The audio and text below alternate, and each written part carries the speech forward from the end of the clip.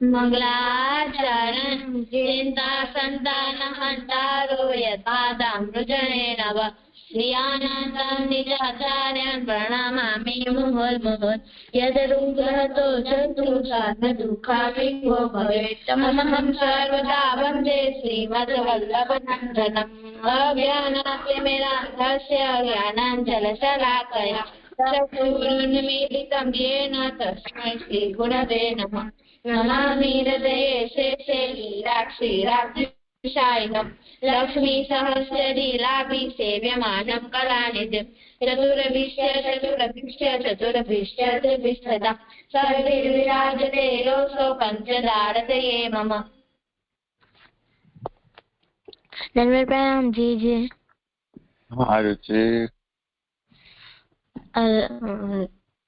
રામ અને લક્ષ્મણ નો પ્રસંગ છે। એકવાર દશરથ રાજાના 4 પુત્ર હતા, રામ, ભરત, લક્ષ્મણ અને શત્રુઘ્ન। એ 4 હતા। એમાં આ બધા ચારોને વશિષ્ઠ ઋષિએ શિક્ષા આપી હતી અને ત્યારે ત્યાં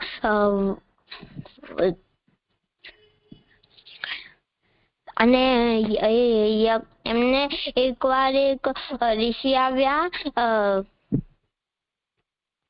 ઈ ઋષિએ દશરથ રાજાને કહ્યું કે તમે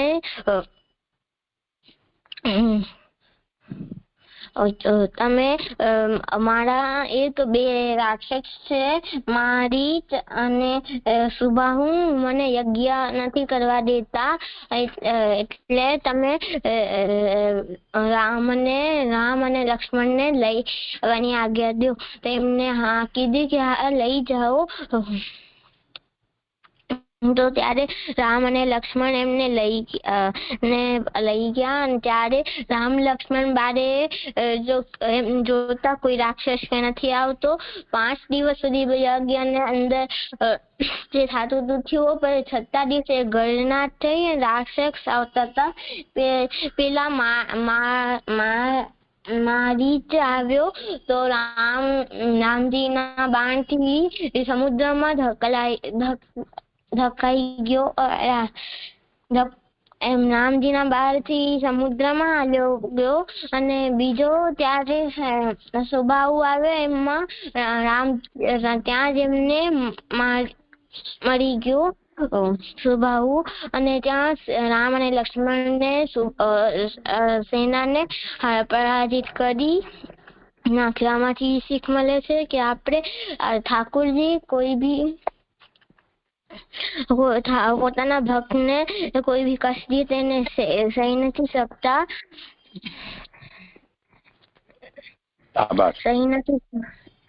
સહી નથી આમ જે થઈ ગયું। અચ્છા, કોઈ આમાં શબ્દ છે? ના જી। આજકાલ તું પ્રશ્ન નથી પૂછતો, પ્રશ્ન પણ નથી પૂછતો, નવા શબ્દ પણ કરવા જોઈએ। યજ્ઞનો અર્થ શું થાય?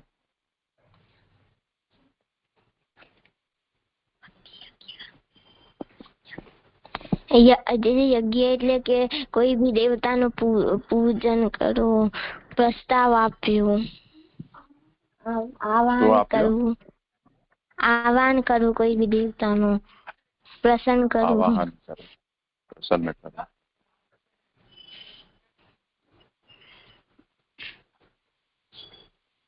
જે થઈ ગયું। આવાહન કરવું અને પ્રસન્ન કરવું એની જગ્યાએ જે પહેલો અર્થ કયો ને એ વધારે યોગ્ય છે। યજ્ઞનો અર્થ એક થાય છે દેવ પૂજા। સમજાયું? જી યજ્ઞનો મતલબ થાય છે દેવ પૂજા। હવે જો દેવ પૂજા ઘણા બધા પ્રકારે થાય છે। જેમ આપણે અહીંયા હવેલી ચોકમાં કેટલા બધા મંદિરો છે, ગણેશજી, પછી કાલિકા, સત્યનારાયણ, ચતુર્ભુજરાય, પછી આશાપુરા છે ને બધા મંદિરો। ત્યાં એ બધા દેવોની મૂર્તિ છે. તો દેવ મૂર્તિમાં દેવનું પૂજન થાય છે. તમે ક્યારે કોઈ વિધિ જોઈ હોય તો વિધિની અંદર સોપારી રાખે, એની અંદર ગણેશજીનું આવાહન કરે અને સોપારીનું પૂજન કરે, પછી વિસર્જન કરી અને સોપારીનું પણ વિસર્જન કરી દે. તે રીતે જલનું કલશ હોય, એની અંદર આંબાના પાન મૂકે, વચ્ચે નારિયેલ મૂકે, એની અંદર બધી દેવતાનું આવાહન કરે અને એની પૂજા કરે. ઘણા લોકો વટ સાવિત્રીનું વ્રત કરતા હોય તો એ વડ છે કે પીપળું છે, વૃક્ષ, એનું પૂજન કરે. તો વૃક્ષની અંદર દેવનું પૂજન થાય છે. તે જ રીતે આપણે ગાયોનું પૂજન કરીએ તો ગાયોમાં બધા દેવતાઓ છે, તેથી ગાયમાં પણ થાય. બ્રાહ્મણમાં પણ થાય. તમે જેમ શ્રાદ્ધ વગેરે વખતે બ્રાહ્મણને બોલાવો તો એના પગ ધુઓ અને એમની સત્કાર કરો, ભોજન વગેરે કરાવો, દક્ષિણા આપો. તો આ પણ એક બ્રાહ્મણની અંદર પણ દેવ પૂજા થાય. એવી જ રીતે અગ્નિમાં પણ દેવ પૂજા થાય છે, એને યજ્ઞ કહેવાય છે. તો હવે યજ્ઞનો અર્થ શું થશે કે અગ્નિમાં દેવની પૂજા. રૂચે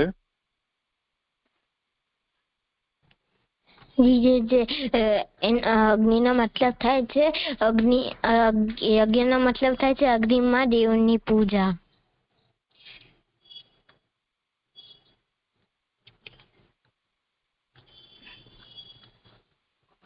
હા, સારું. રાશેષ, હવે કરો. ધન્યવાદ. પ્રણામ જીજી. હા રાશેષ. કુંભનદાસજીનો 15મો પ્રસંગ. કુંભનદાસજી આસક્ત થયા અને તે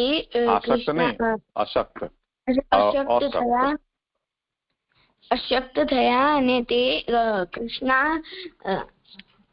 શંકરશન કુંડ પાસે જઈ અને બેસી ગયા. અને પછી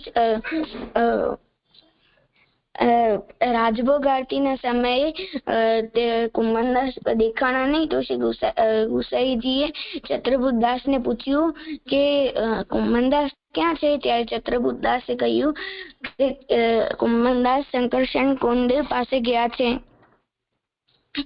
શંકરશન કુંડ પાસે બેઠા છે. પછી શ્રી ગુસાઈજી ત્યાં પધાર્યા શંકરશન કુંડમાં પાસે અને કુંભનદાસને કહ્યું, તમે જે લીલામાં હો તે પદ ગાઓ. ત્યારે કુંભનદાસે આ પદ ગાયું: બિસરી ગયો લાલ મન હરયો કટીલી બોહન. અને પછી બીજો ઈ પદ ગાયો: લાલ તેરી ચિતવની ધર્યો સો ક્યો ન બતાવત. ત્યારે શ્રી ગુસાઈજીએ કહ્યું, કુંભનદાસ, આ લીલા તમે સંભળાવી, પણ તમારું મન ક્યાં છે તે કહો. ત્યારે કુંભનદાસે ફરી આ પદ ગાયું: તોય મિલન કો દેખિયન હે જહાં ઊંચી ચિત્ર સારી. પછી બીજો આ શબ્દ ગાયો: રસિક રસ મેં રતિ રસ કેલી બઢી. પછી કુંભનદાસ લીલામાં પ્રાપ્ત થયા અને પછી ત્યારે શ્રી ગુસાઈજી કોઈથી બોલ્યા નહીં. પછી ચતુર્બુદ્ધદાસે રામદાસજીએ પૂછ્યું કે શું થયું? ત્યારે શ્રી ગુસાઈજીએ કહ્યું કે કુંભનદાસ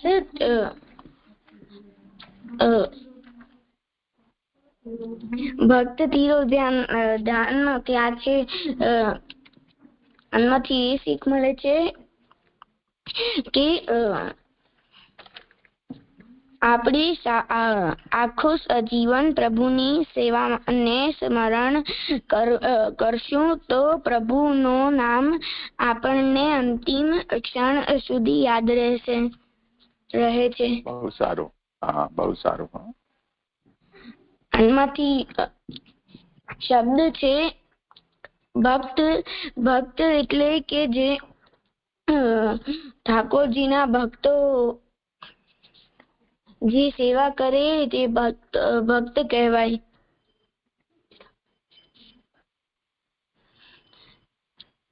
જે મને આમાંથી શબ્દ છે. પ્રશ્ન છે. તિરોધાન એટલે તિરોધાન એટલે દેખાતા બંધ થઈ જવું.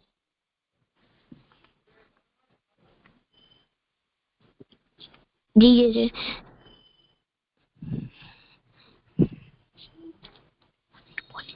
હવે જી થઈ ગયું. સારું. આજે કોઈ કીર્તન નહીં સંભળાવો? હું કીર્તન કરીશ ભક્તિ. હા કરો. ગોકુલ ઘર ઘર હોત બધાઈ, ગોકુલ ઘર ઘર હોત બધા.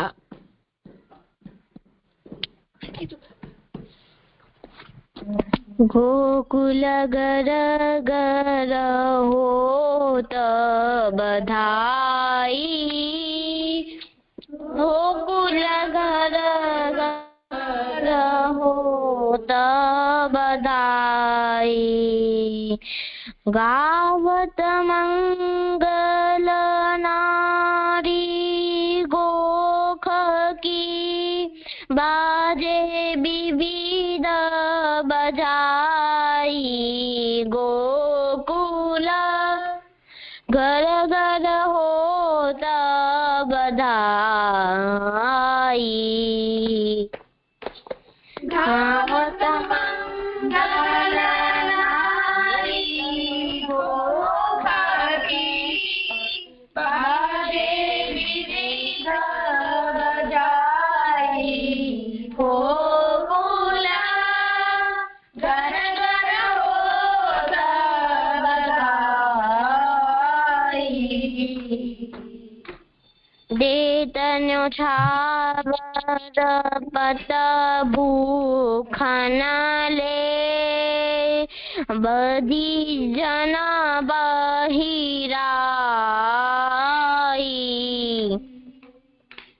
દેતનો છાવર પત ભૂખના લે, બધી જન બહિરાઈ. રામ કૃષ્ણ જનમે ગિરિધારી, સબ બ્રજ કે સુખદાઈ. ગોકુલ ઘર ઘર હોત બધાઈ.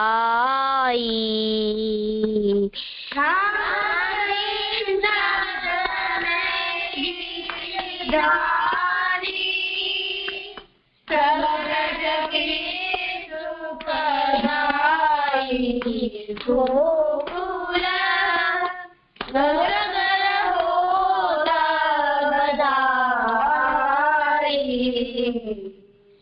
ઘર હોત બધાઈ. ગોકુલ ઘર ઘર હોત બધાઈ.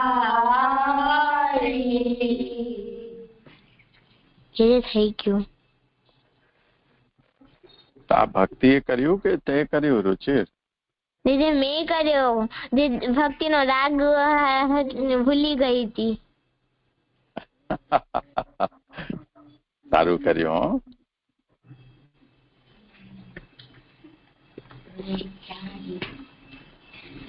હવે જલભેદ ગ્રંથ પૂરો થઈ જાય ને પછી આપણે નક્કી કરશું કે આ જલભેદ માંથી બચ્ચાઓમાંથી આપણે કોણ કોણ કયા પ્રકારના વક્તા છે.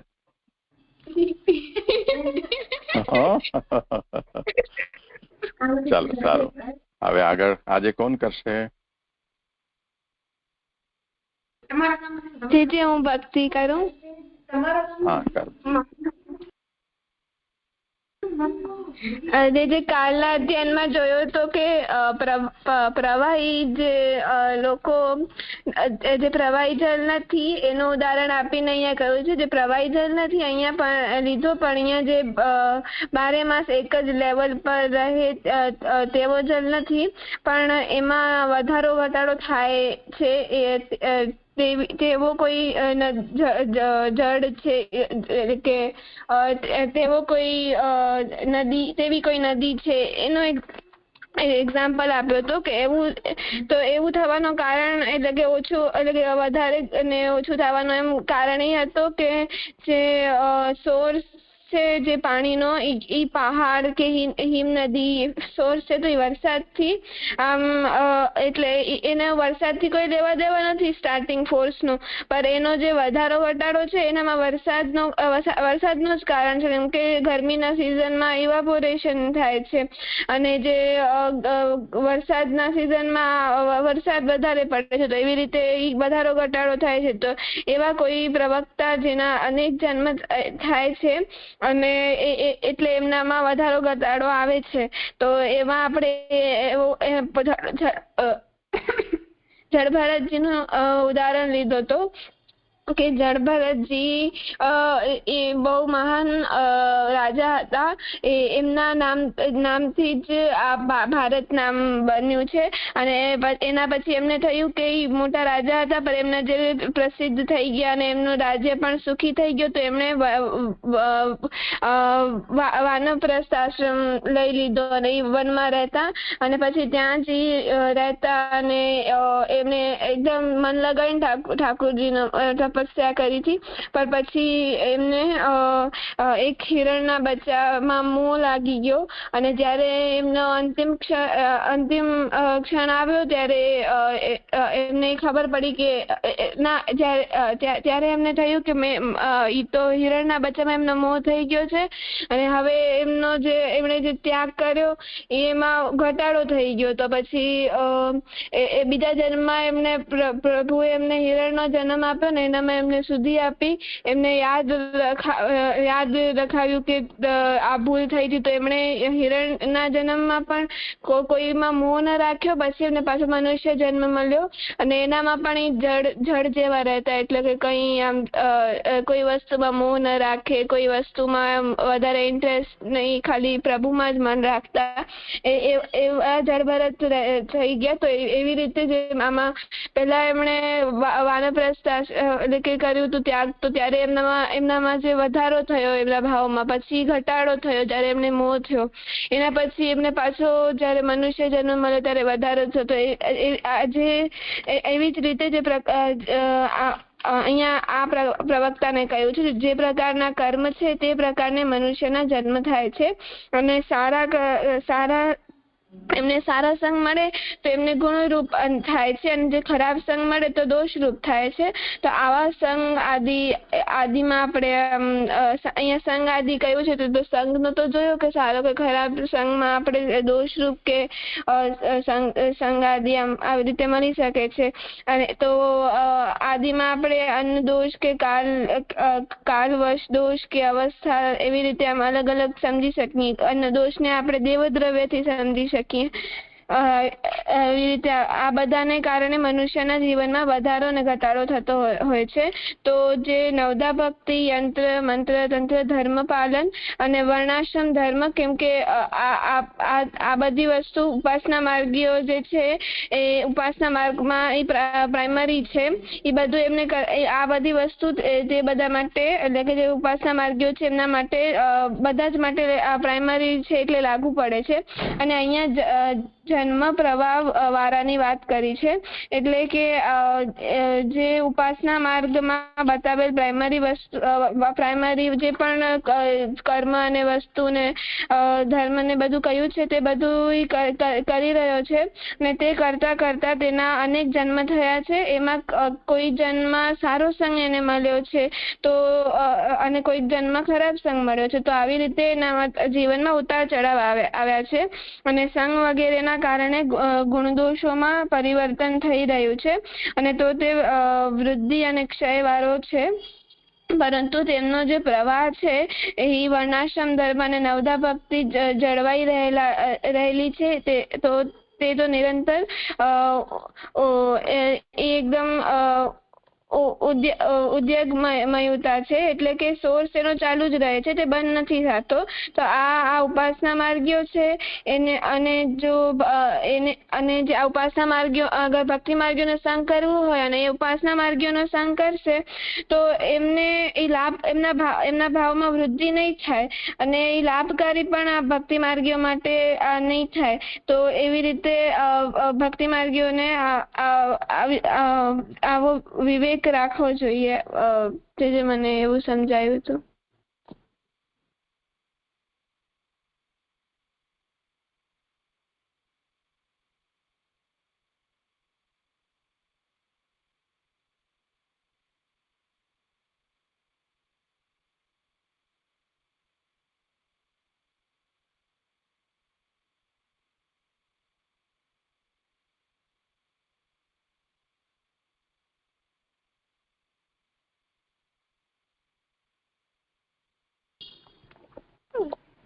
જે હું આગળ કરું.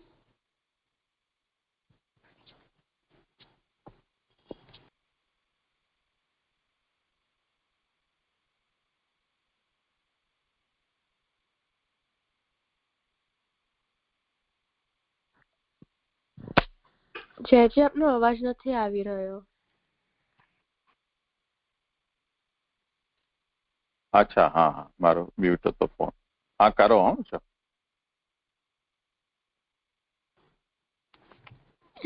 આવે છે અવાજ? હા,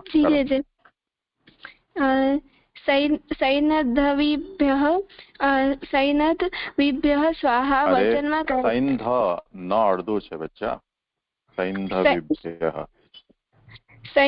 સૈંધવ્યઃ સ્વાહા વચનમાં કહેલા જળ જેવા ભક્તિ માર્ગીય મોક્ષકામી પ્રવક્તાનો ભાવ. એતાદૃશાઃ સ્વતંત્રાશ્ચેત સિંધવઃ પરિકીર્તિતાઃ. ઉપર કહેલા 17મા ભાવવાળા જો સ્વતંત્ર હોય એટલે મનની કોઈ પ્રકારની ઉપાધિ રહિત હોય તો સમુદ્રને મળનાર મોટી નદી જેવા સમજવા. જે મને આમાંથી એવું સમજાય છે કે આગળના જે શ્લોકમાં જે પ્રવક્તા કયા છે એ પ્રવક્તા ઉપાસના માર્ગીય છે અને એમને મોક્ષકામી છે અને એમના જે ભાવમાં છે એમના ભાવમાં વધારો ઘટાડો થાય છે. પણ અહીંયા જે પ્રવક્તા કયા છે એ ભક્તિ માર્ગીય મોક્ષકામી છે, એટલે આમના ભાવો સ્વતંત્ર છે. એટલે કે આગળ કયા એમના તો વારે ઘડી જન્મ થતા ને એમના ભાવોમાં મોહ ક્યારેક આવી જતો તો દુષ્સંગ તો એવી રીતે વધારો ઘટાડો થતો. તો આમના ભાવો એમ નથી થતો. એટલે કે એમાં વધારો ઘટાડો થાય છે પણ એમના એ સમુદ્રની જેમ સમુદ્રમાં મળનારી મોટી નદીની જેમ છે. તો એવી રીતે જે મોટી નદી હોય એ કેટલા પણ આમ વચમાં પહાડ ને બધું આવે તો પણ એને પાર કરીને આગળ વધી જાય છે. એવી જ રીતે આવા પ્રવક્તાઓને સમજવા જોઈએ કે આ લોકોમાં પણ ઘણા બધા આવા દુસંગને આવે છે, પણ આ લોકો પોતાના જ્ઞાનથી અને નવદા ભક્તિથી બધું જાળવી લે છે સારી રીતે. જે મને એવું સમજાય છે. અચ્છા, કોઈને કહેવું છે કઈ? જે મને આમાં એટલું એડ કરવું છે કે અહીંયા હવે ઉપાસના માર્ગની કેટેગરી સંપૂર્ણ થઈ ને અહીંયા ભક્તિ માર્ગની કેટેગરી ચાલુ થઈ. તો હવે ભક્તિ માર્ગીય ભક્તિની વાત કરવામાં આવી છે કે એનો ભાવ એવું હોય છે કે તે મોટી નદી જેવું હોય છે જે સમુદ્રને મળી જાય છે. એટલે એમાં આપણે મને એવું લાગે છે, મને એવું એડ કરવું છે કે મોટી ભક્તિ માર્ગીય છે એટલે આમાં કહ્યું છે કે સમુદ્રને મળે છે એટલે કે છેલ્લે એનું લક્ષ્ય એને મળી જાય છે, પણ એને એમાં કેટલા પણ વિઘ્નો આવે છે ને એનાથી તેને પાર કરીને છેલ્લે સમુદ્રને મળી જાય છે એને એટલે એને લક્ષ્ય મળી જાય છે. તો એવી જ રીતે ભક્તિ માર્ગીને પણ એટલે ભક્તિ માર્ગી પણ ઠાકોરજીની એવી જ રીતે સેવા કરે તો એને પણ એવો એટલે એને પણ ઠાકોરજી મળી જાય. પણ જે મને આમાં એક પ્રશ્ન છે. અચ્છા, જે ભક્તિ માર્ગીય મોક્ષગામી પ્રવક્તા કીધા છે, તો એને નદીની જેમ કેમ કીધા છે કે નદી તો છેલ્લે સમુદ્રને મળી જાય ને, પણ આ તો મોક્ષગામી છે. તો સમુદ્રને મળવાથી આને શું વિરોધ છે?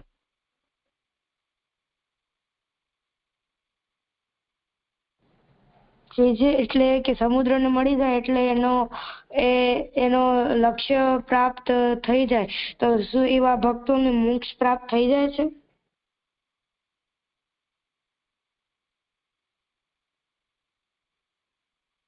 કરો વિચાર. સાન્વી, ભક્તિ, અર્પણ, ભક્તિ, બોલો જેમને જે કહેવું હોય. આજે મને આ શ્લોક હજુ સમજણ નહીં પડતી.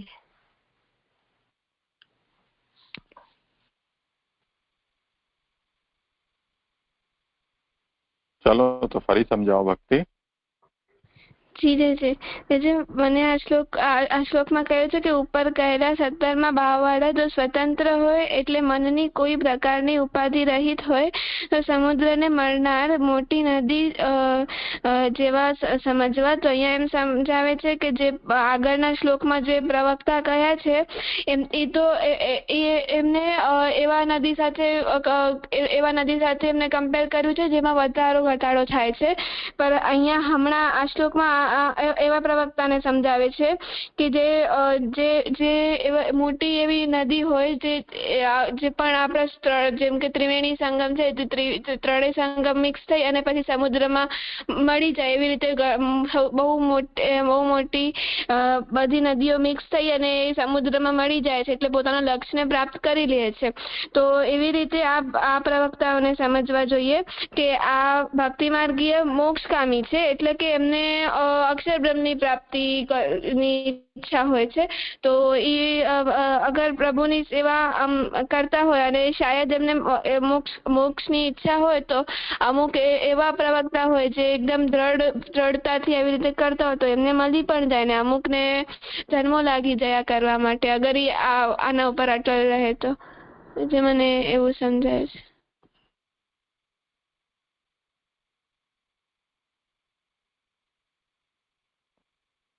હવે જુઓ, આપણે શરૂઆતથી જોઈ રહ્યા છીએ શ્રી મહાપ્રભુજી એક કોઈ કેટેગરીને પકડીને પછી એની જે સબ ટાઈપ્સ છે, જુદા જુદા પ્રકારો એના પેટા વિભાગ એ સમજાવે છે.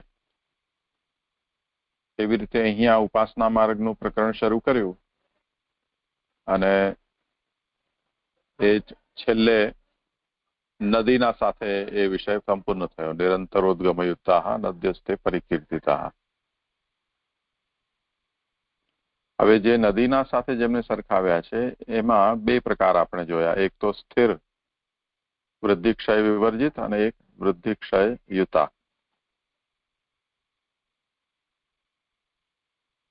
બીજું હવે આ જે પ્રકાર છે આગળનો એને સિંધવ એવું નામ આપ્યું છે. એટલે બધી નદીઓ સમુદ્રગામીની નથી હોતી,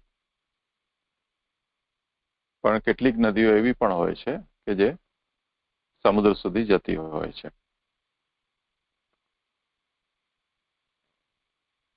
એટલે સીધી સમુદ્રને મળતી હોય એવી પણ નદી હોય અને બીજી સીધી ન જતી હોય પણ બીજી નદી સાથે મિક્સ થઈ જાય અને પછી એનું જલ એ નદીની સાથે સમુદ્રમાં જાય.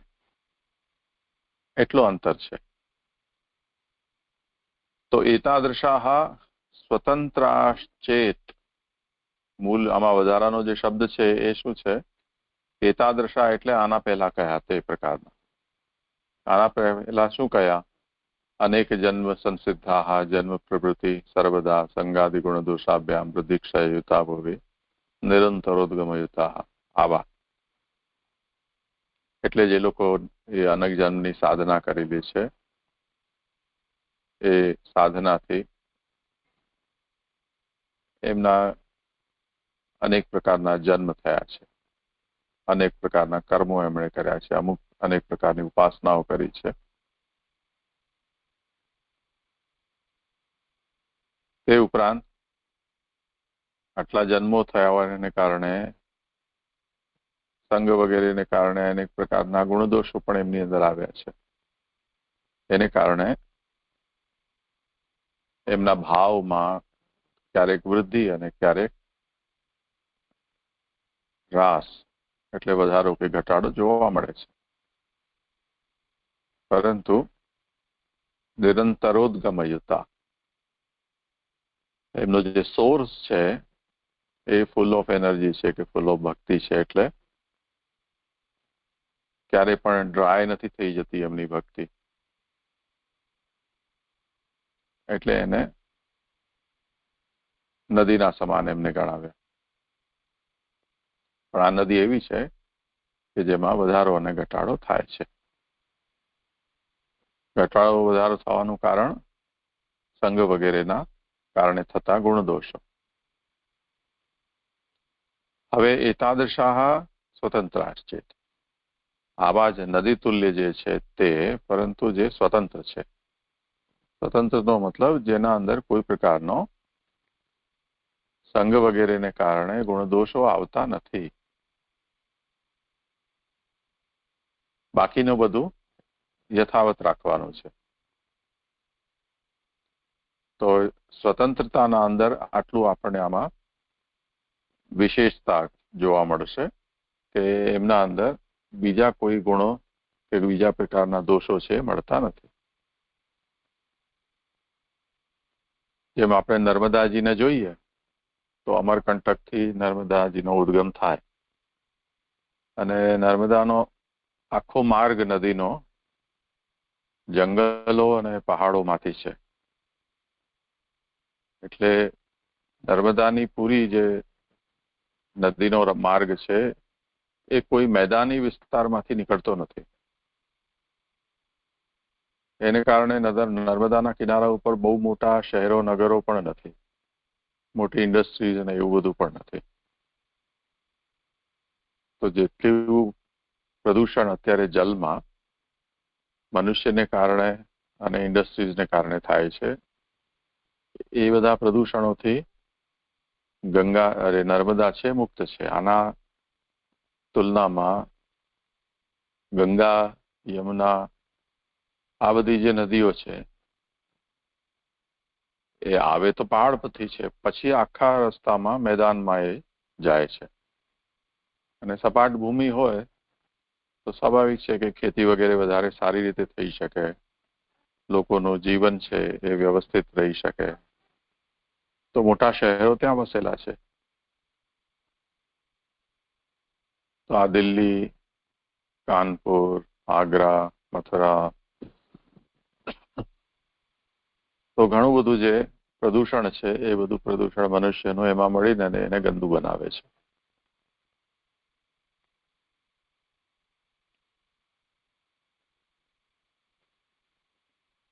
યમુનાની તો એવી દશા છે કે પહાડમાંથી નીચે મેદાન ઉપર આવતા આવતા તો યમુના છે એનું એક એક ટીપું આપણે વાપરી લઈએ છીએ. હરિયાણામાં ખેતરોમાંની અંદર યમુનાજીનું જલ ચાલ્યું જાય, થોડું ઘણું બચે દિલ્હી વાળાઓ પી જાય. એના પછી જે યમુનાજીનું ખાલી રિવર બેડ છે એમાં દિલ્હીની ગટર જ વહે છે, જે ગોકુળ, મથુરા, વૃંદાવન થી લઈને અને આગળ ત્રિવેણી સંગમ જે ભક્તિ કહ્યું ત્યાં જઈને મળે છે.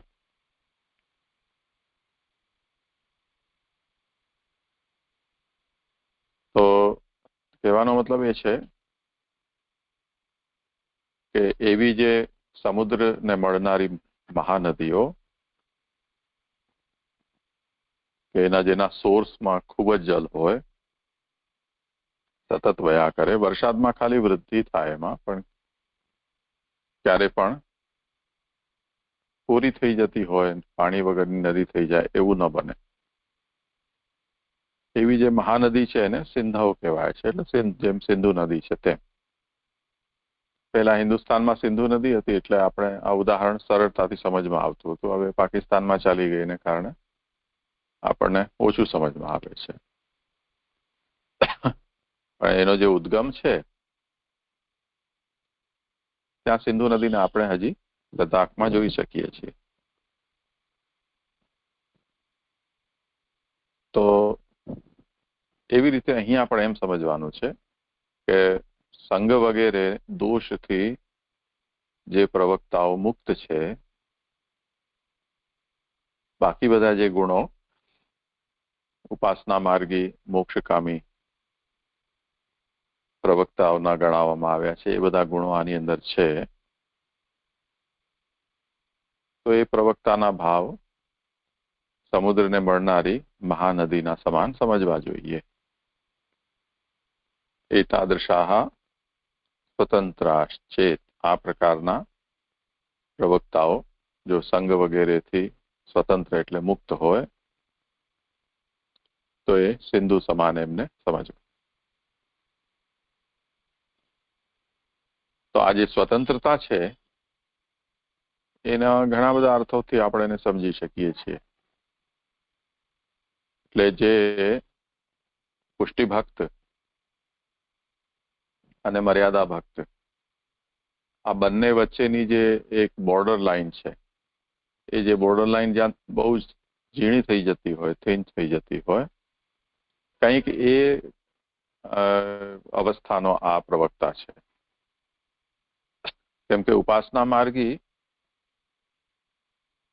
એના ઉપર ઘણી બધી મર્યાદાઓ છે. એના આપણે કોઈ દિવસ ઉપાસના માર્ગને જોયો નથી, એને કારણે એનો આપણે કલ્પના નથી થઈ શકતી કે ઉપાસનામાં શું હોય. પણ જો કોઈક વખતે અવસર મળશે તો આપણે એનું થોડું ઘણું પરિચય લઈશું તો આપણને ખ્યાલ આવશે કે ઉપાસના માર્ગ એટલો જ ટફ છે જેટલું યજ્ઞના કર્મ માર્ગ છે એ ટફ છે. બહુ જ ઝીણા વિષયો અને ઘણા બધા એક નાની બાબતમાં કેટલા બધા વિધિ નિષેધ, ક્વોલિફિકેશનના જે પેરામીટર્સ છે એ પણ બહુ હાઈ હોય છે.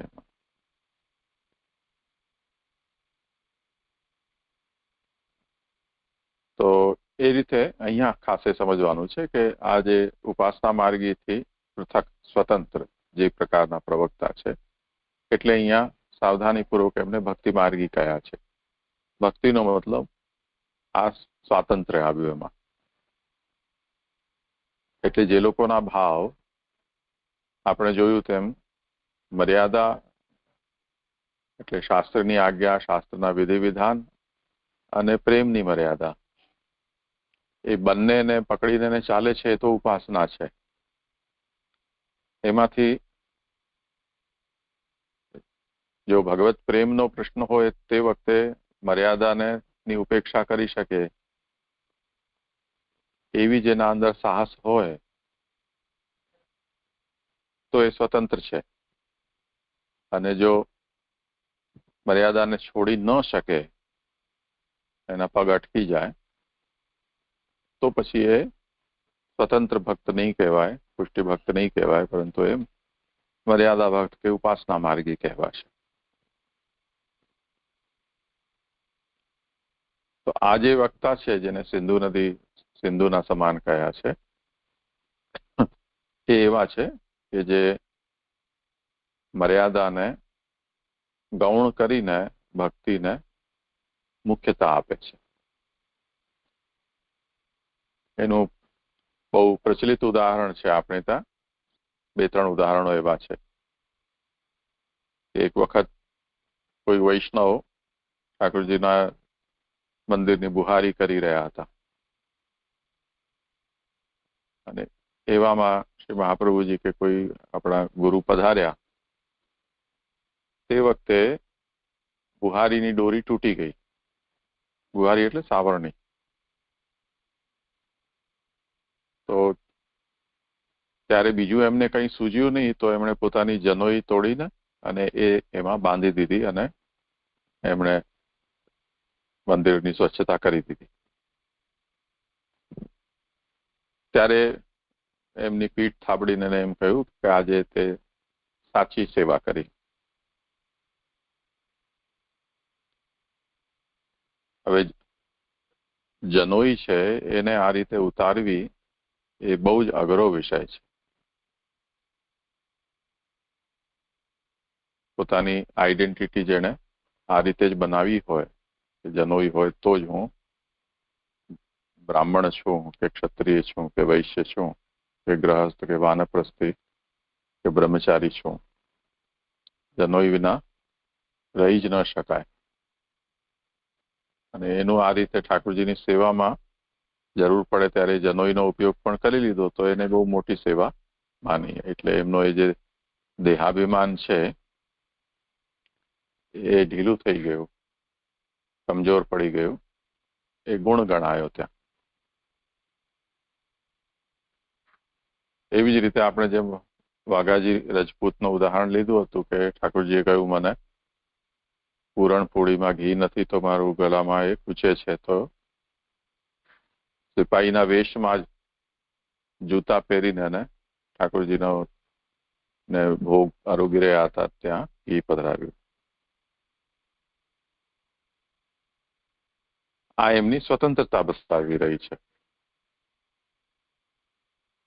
એ જ વાત આપણે યજ્ઞપત્નીઓના ઉદાહરણમાં જોઈ કે જેમણે યજ્ઞની સામગ્રી ઠાકોરજીને અંગીકાર કરાવી દીધી. તો આવા ઘણા બધા ઉદાહરણો આપણને મળે છે કે જેમાં એ મર્યાદાને છોડીને કે તોડીને સ્નેહને ઉપર વધારે ભાર ભક્તો આપતા હોય. આ એમની સ્વતંત્રતા છે.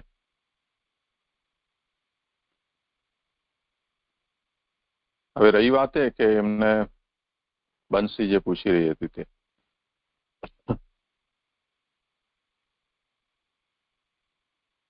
જો ભગવાનની ભક્તિ છે તો ભગવાનની પ્રાપ્તિ થાય છે. એમાં અક્ષર બ્રહ્મનું સાયુજ્ય કે અક્ષર બ્રહ્મમાં મુક્તિ થાય એવું કંઈ નિયમ નથી. જ્ઞાન માર્ગી ને અક્ષરની પ્રાપ્તિ થાય. ભક્તિ માર્ગી હોય, ઉપાસના માર્ગી હોય, એને ભગવાનની જ પ્રાપ્તિ થાય છે.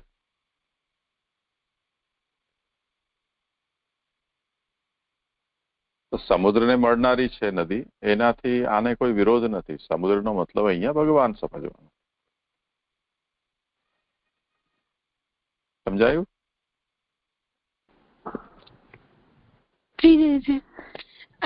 જે મને એવું સમજાયું કે અહીંયા જે પ્રવક્તાની વાત થઈ છે એ ભક્તિ માર્ગીય છે. અને અહીંયા જે એક્ઝામ્પલ આપ્યો છે નદીનો, એ જેમ આપણે નર્મદા નદીને જોઈએ તો એ ઘણા બધા એ વહે છે, તો ત્યાં ઘણા બધા પર્વત ને બધું આવે છે, તો એ બધું પાર કરીને ત્યાં પહોંચી શકે છે. તો બધી નદીઓ એવી નથી હોતી કે બધા જળાશય એવા નથી હોતા કે જે સમુદ્રમાં મળી શકે છે, પણ અમુક હોય છે. તો એવી રીતે જે નર્મદા છે એ આપણે એક્ઝામ્પલ લઈ શકીએ કે નર્મદા નદી છે એ આમ સમુદ્રમાં મળી શકે છે. તો અહીંયા આપણે સમુદ્રને પરબ્રહ્મ શ્રી કૃષ્ણ અને જે મોટી નદી જેમાં એના સાથે મળે છે એને આપણે ભક્તિ માર્ગીય લઈ શકીએ છીએ. તો જે આગળના શ્લોકમાં જે પ્રવક્તાને કહ્યા એમનામાં એ ઉપાસના માર્ગીય છે. એટલે ઉપાસના માર્ગીય એટલે કે એમની મર્યાદા હોય છે, શાસ્ત્રની મર્યાદા, પછી જે શાસ્ત્રમાં કઈ મર્યાદા, પછી જે વેદમાં કહેલી છે એમની મર્યાદા, અને જે પ્રેમ ઉપર મર્યાદા, તો એ મર્યાદામાં બંધાયેલા હોય છે. તો એ અહીંયા સ્વતંત્ર કયા છે. જે તો પછી જે સ્વતંત્ર જીવો છે એટલે કે આ બધા મર્યાદામાં બંધાયેલા નથી. એટલે કે જેમ આપણે એક્ઝામ્પલ આપ્યો જે રજપૂત હતા એમનામાં એટલો હતો કે એટલો સાહસ હતો કે એમણે મર્યાદા તોડી પોતાની કે ઠાકોરજીની સેવામાં પહેલા પહોંચી ગયા. ઠાકોરજીને કષ્ટ ન થાય, પ્રેમ ઉપર વધારે ભાર આપ્યો. તો એવી રીતે અહીંયા આ પ્રવક્તાને સમજવા જોઈએ કે આ પ્રવક્તાઓ ભક્તિ માર્ગીઓ છે, અને એ ભક્તિ માર્ગીય મોક્ષકામી છે. એટલે કે પરબ્રહ્મની પ્રાપ્તિ એમને થાય છે.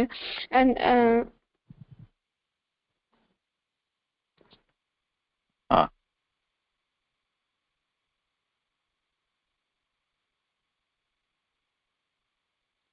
કોઈને કંઈ કહેવું છે? બંસી, સાનવી? જે મને હજી પ્રશ્ન પૂરો ક્લિયર નથી. તો ભક્તિ માર્ગે પ્રભુની પ્રાપ્તિ થાય છે, તો મોક્ષ સામે શું કામ કીધા છે અહીંયા? હા, તો મુક્તિ છે જ ને. ભગવત પ્રાપ્તિ મુક્તિ નથી. મુક્તિનો મતલબ શું? જન્મ મરણ ન થવું, તે મુક્તિ.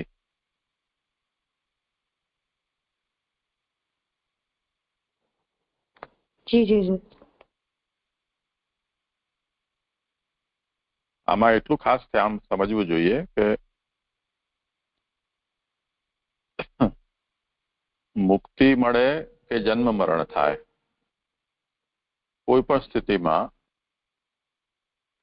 હું પ્રભુથી દૂર ન રહું, આવી જે અભિલાષા છે એ અભિલાષા એ એક વિલક્ષણ છે અભિલાષા. મુક્તિની કામના કોના ન જાગે? કે જે લોકો જગતને, સંસારને બંધન રૂપ માને છે.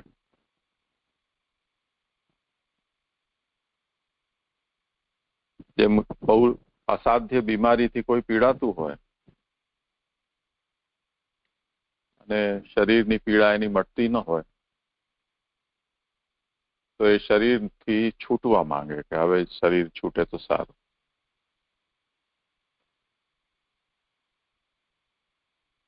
એવી રીતે જેને આ જન્મ મરણનો જે ચક્ર છે વારંવાર થતું, એ પીડાદાયક લાગતું હોય,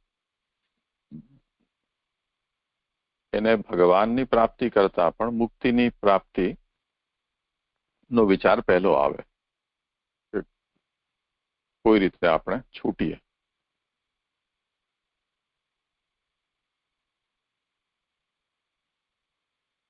બીજી વસ્તુ એ કે મુક્તિના ઘણા બધા પ્રકારો છે, પણ જે વ્યક્તિને જે પ્રકારનું જ્ઞાન હોય એ જ પ્રકારની કામના થાય. જેમ આપણે કોઈ વસ્તુ કોઈ જમાનામાં બજારમાં આપણે કોઈ વસ્તુ ખરીદવા માટે જઈએ તો એક બે પ્રકાર જે મળતા હોય તે જ આપણને બજારમાં જોવા મળે. એટલે ઘરના લોકો નાના બચ્ચાને પણ એમ કહે કે ભાઈ ચાલ તું બટેકા લઈ આવ કે મરચા લઈ આવ, તો જેને આ વિષયનું કંઈ જ્ઞાન ન હોય એ પણ બહુ આરામથી કોઈ વસ્તુ લઈને આવી શકતો. હવે ટ્રાન્સપોર્ટેશનના એટલા બધા સાધનો થઈ ગયા અને દરેક પ્રદેશમાં થતી અલગ અલગ જાતો બધી જગ્યાએ ઉપલબ્ધ થતી થઈ ગઈ. એને કારણે હવે દરેક વસ્તુની અંદર પ્રકારો એટલા થઈ ગયા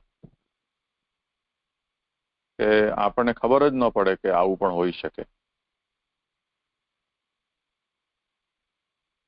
ગુલાબ લેવા માટે જઈએ તો ગુલાબનો મતલબ ગુલાબી ફૂલ. બહુ જોર મારી દીધું તો લાલ. તો જૂના સમયમાં, એટલે અમે લોકો તમારા ઉંમરના હતા તે વખતે બે જ જાતના ગુલાબ મળતા, ગુલાબી ગુલાબ અને લાલ ગુલાબ. હવે તો કાળો ગુલાબ પણ મળે છે, પીળો પણ મળે છે, બ્લુ પણ મળે છે, જાંબલી પણ મળે. તો જે સમયમાં જેનું જ્ઞાન હોય એની આપણને કામના થાય કે ચલો હવે આ મોસમ આવશે તો આ ફળ આવશે, આ ફૂલ આવશે, આ શાક આવશે, તો આપણે એની વાટ જોઈને એને બેસીએ.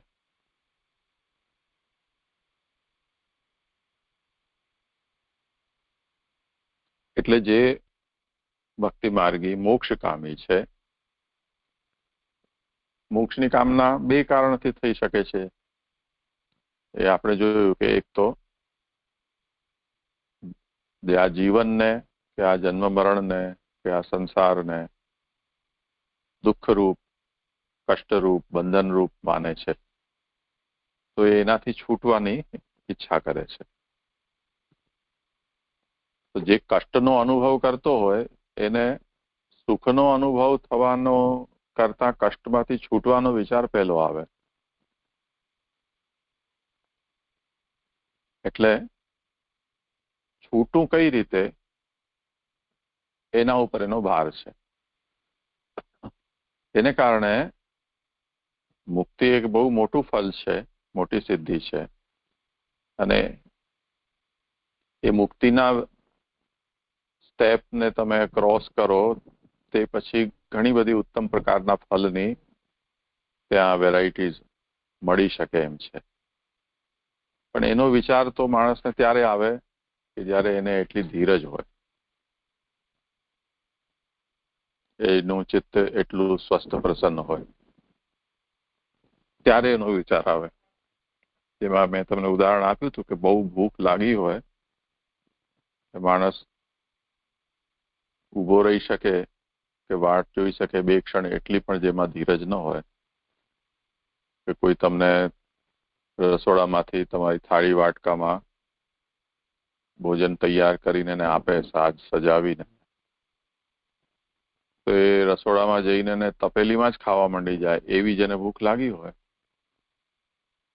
એના માટે પછી આ બધું સજાવવું, કરવું, કે શું ખાવું છે એમ પૂછવું, એનો ક્યાં અવસર મળે? એટલી ફુરસત કોને છે?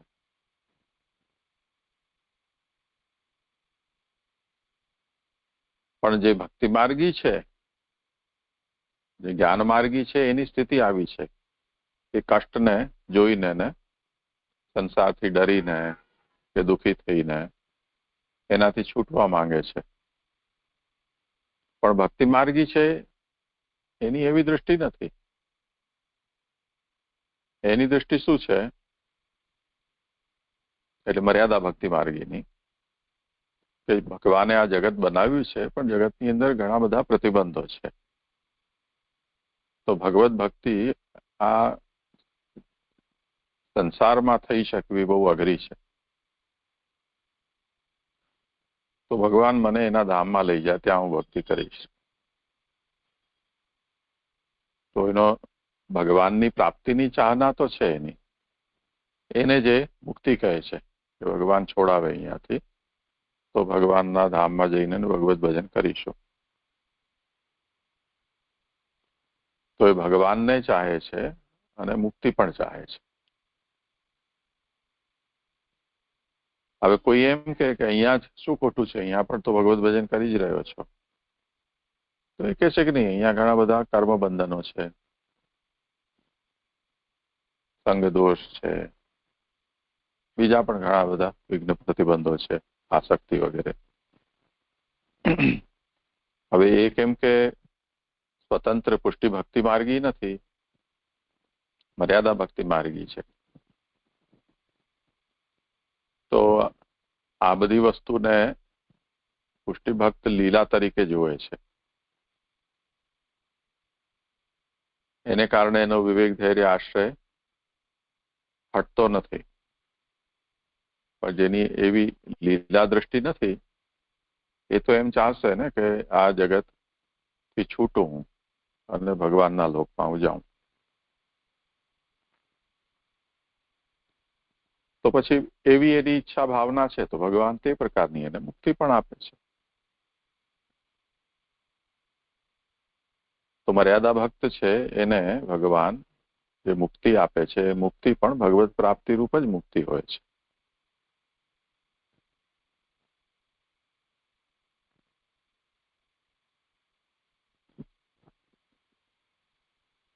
સમજાયું? જી જી જી.